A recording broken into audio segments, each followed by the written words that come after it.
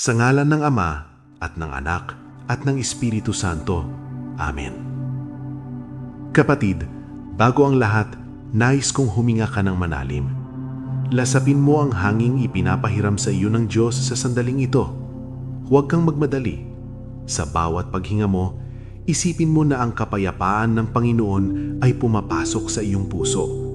At sa bawat paghinga mo palabas, pinapalaya mo ang lahat ng takot, lahat ng pag-aalala, at lahat ng bigat na iyong dinadala. Kung ikaw ay nasa kama ng ospital o nasa banig ng karamdaman sa iyong tahanan, nais kong malaman mo na hindi ka nakakalimutan ng Diyos. Nakikita niya ang bawat butil ng iyong pawis at bawat patak ng iyong luha. Ang panalangin ito ay isang banal na appointment. Ikaw at ang Panginoon ay magtatagpo ngayon sa isang paraang hindi mo pa nararanasan. Panginoong Jesus, Ikaw ang Alpha at Omega, ang simula at ang wakas. Ikaw ang humubog sa amin mula sa alabok at nagbigay ng hininga sa aming mga baga. Lumalapit kami sa iyong trono ng biyaya nang may buong pagpapakumbaba. Kinikilala namin, Lord, na kami ay tao lamang, marupok, mahina at madaling magkamali. Bago namin hilingin ang himala ng kagalingan para sa aming mga katawan, isinasamo namin ang iyong kapatawaran. Patawarin mo kami sa aming mga kasalanan sa isip, sa salita at sa gawa. Patawarin mo kami kung hinayaan naming lamunin kami ng galit, ng pait at ng hindi pagpapatawad. Sinasabi sa iyong salita na ang kalusugan ng kaluluwa ay daluyan ng kalusugan ng katawan. Kaya naman, sa sandaling ito, tinuturuan mo kaming magbitiw. Panginoon, sinisiyasat namin ang bawat sulok ng aming puso. Mayroon bang mga tao na hanggang ngayon ay kinagagalitan namin? Mayroon bang sugat ng nakaraan na naging lason sa aming sistema? Sa iyong pangangan, Jesus, pinipili naming magpatawad ngayon. Pinapatawad namin ang mga taong nang iwan sa amin, ang mga taong nagtraidor sa amin, at ang mga taong naging sanhi ng aming matinding stress at trauma. Binibitawan na namin ang lahat ng pait. Hugasan mo kami ng iyong mahalagang dugo. Linisin mo ang aming konsensya.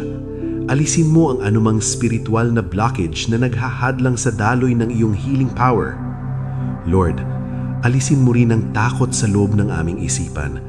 Ang takot sa diagnosis ng doktor, ang takot sa operasyon, ang takot sa gastusin, at ang takot sa kamatayan.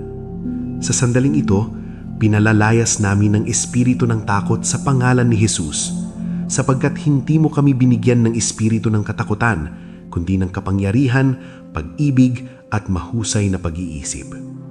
Lord, i-relax mo ang buong katawan, mula sa aming noo, sa aming mga balikat, hanggang sa dulo ng aming mga paa. Maramdaman nawa namin ang iyong banal na haplos. Hayaan mong ang iyong kapayapaan na lampas sa lahat ng pag-unawa ang siyang maghari. Handa na kami, Panginoon, na maging malinis na sisidlan para sa iyong dakilang himala. Manatili ka sa amin. Amen.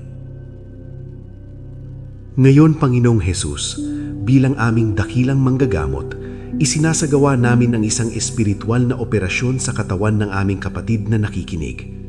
Gamit ang iyong mapagpagaling na kamay, hipuin mo ang bawat organ, bawat tissue at bawat selula. Mula sa tuktok ng kanyang ulo, Lord, ayusin mo ang bawat neurotransmitter sa kanyang utak. Sa mga dumaranas ng stroke, aneurysm o anumang neurological disorder, inuutusan namin ang bawat ugat na bumukas. Muling dumaloy ang buhay. Ibalik ang lakas sa bawat bahagi ng katawan na paralisado. Sa mga may tumor, cyst o anumang abnormal na paglaki sa loob ng ulo, sa init ng iyong banal na espiritu, tunawin mo sila ngayon din. Gaya ng yelo na natutunaw sa init ng araw, hayaang maglaho ang bawat karamdaman sa utak. Hipuin mo ang aming mga mata, alisin ang labo, katarata at glaucoma. Buksan ang aming mga tenga upang marinig ang iyong tinig. Hipuin mo ang aming lalamunan, ang aming thyroid at ang aming vocal cords. Bumaba ka sa aming mga baga, Panginoon. Ikaw ang nagbigay ng hininga kay Adan. Hingingahan mo ng bagong buhay ang mga bagang ito. Alisin mo ang pneumonia, tuberculosis, asthma at lahat ng infection sa virus. Paluwagin ang paghinga ng aming kapatid. Hayaang na bawat hininga niya ay maging puno ng iyong lakas. Dumako ka sa aming puso. Ikaw ang sentro ng buhay. Ayusin mo ang bawat valve, bawat artery at bawat ugat. Linisin mo ang dugo mula sa kolesterol at anumang bara. Sa mga may mataas na blood pressure at irregular heartbeat, inuutusan namin ang aming puso na tumibok ayon sa iyong banal na ritmo. Linisin mo ang aming dugo mula sa leukemia, anemia at lahat ng uri ng toxins. Hayaang na ang iyong banal na dugo ang magsilbing gamot na dumadaloy sa bawat ugat namin. Hipuin mo ang aming sikmura at mga internal organs. Pagalingin mo ang ulcer, GERD at lahat ng sakit sa bituka. Sa atay, bato at pancreas, kayo ang mga filter ng aming buhay. Linisin mo sila. Sa mga kapatid naming sumasahililam sa dialysis, Panginoon, nagsusumamo kami para sa isang himala. Buhayin mo ang kanilang kidneys. Pababain ang kanilang creatinine levels. Ipakita mo na ikaw ang Diyos na nagpapanumbalik ng tissue.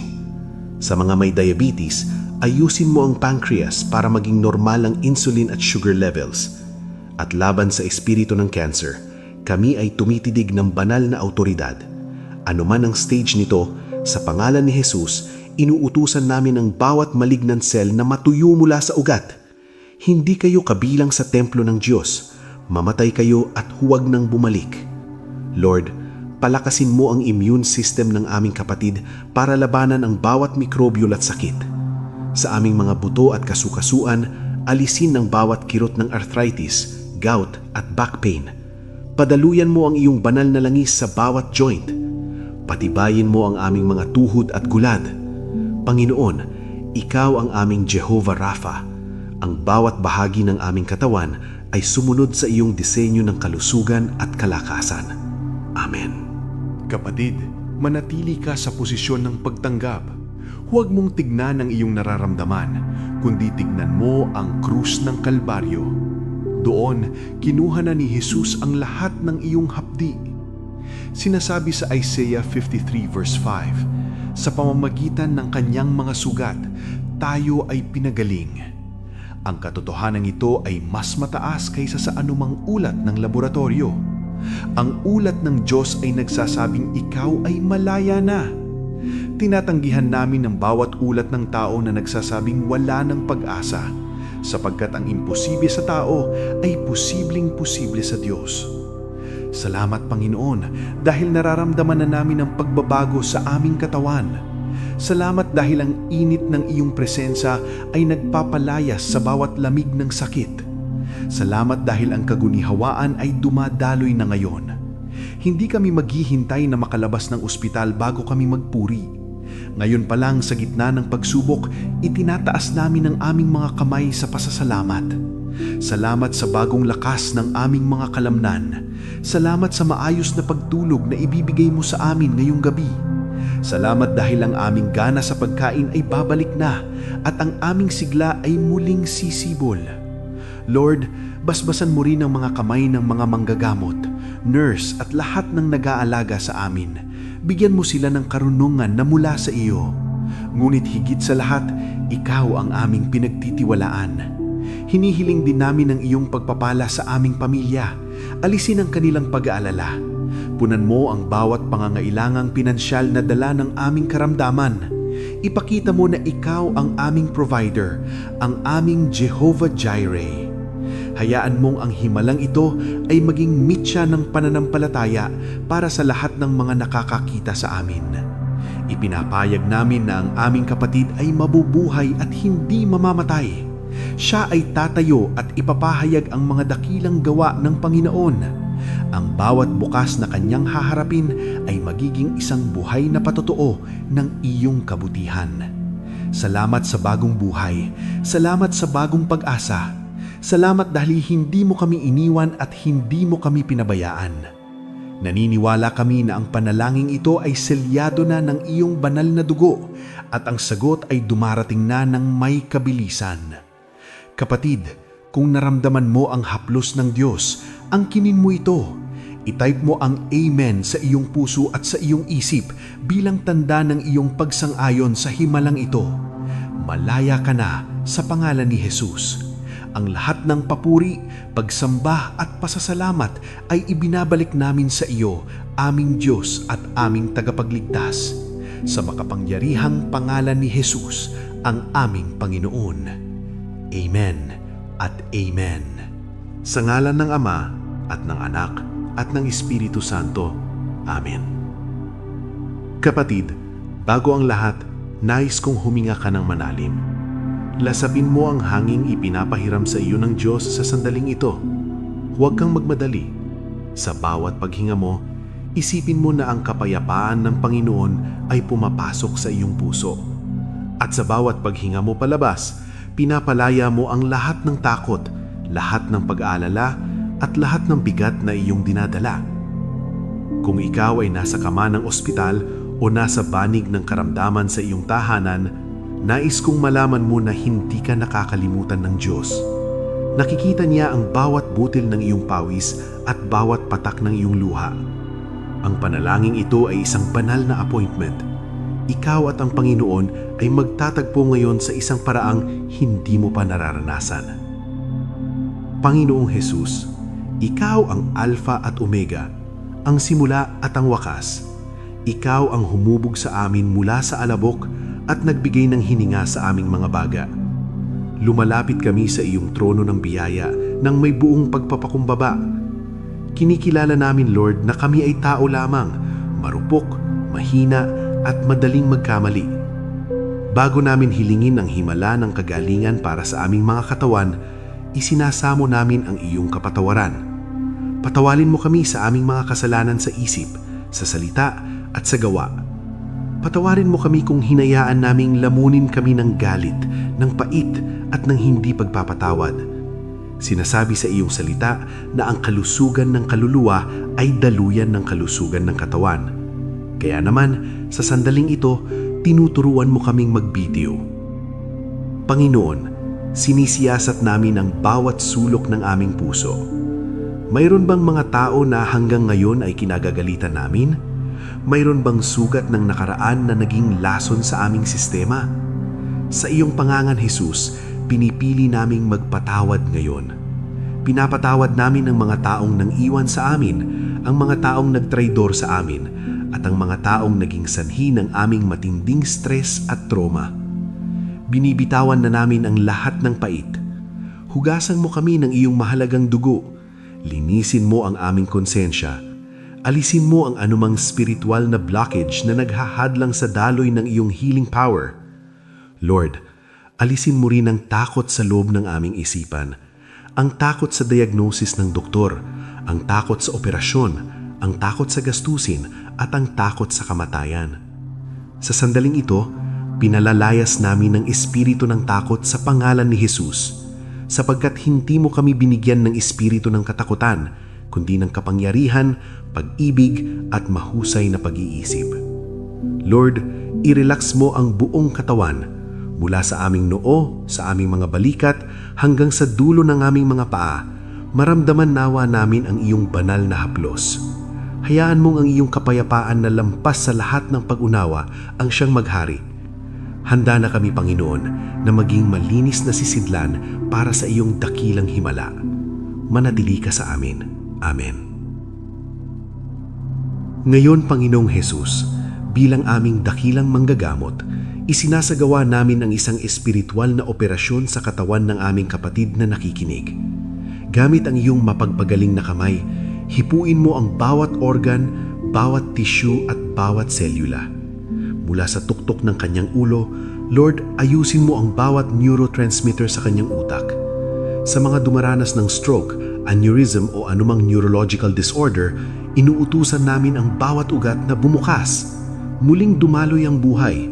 Ibalik ang lakas sa bawat bahagi ng katawan na paralisado. Sa mga may tumor, cyst o anumang abnormal na paglaki sa loob ng ulo, sa init ng iyong banal na espiritu, tunawin mo sila ngayon din. Gaya ng yelo na natutunaw sa init ng araw, hayaang maglaho ang bawat karamdaman sa utak.